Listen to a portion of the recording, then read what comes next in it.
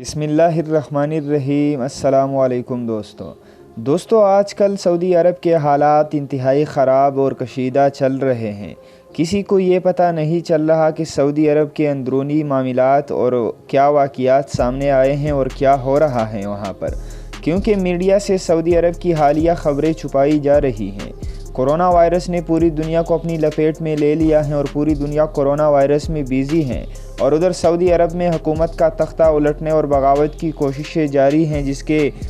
نظر میں سعودی عرب نے 20 اور 25 شہزادے اور اب دوسری خبروں کے مطابق تقریباً 300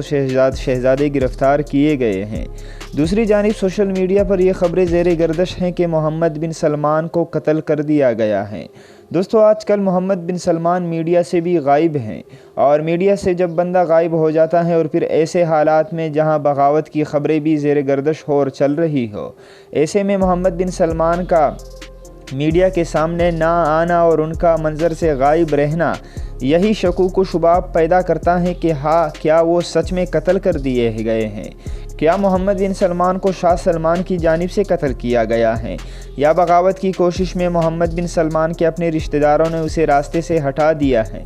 دوسرا یہ کہ یہ خبریں بھی سامنے آ رہی ہیں کہ محمد بن سلمان کو رشتہ دار شکایتیں لگا رہے ہیں کہ محمد بن سلمان سعودی شاہی فیملی کو ختم کرنا چاہتے ہیں اور صرف اکیلے حکومت کرنا چاہتے ہیں۔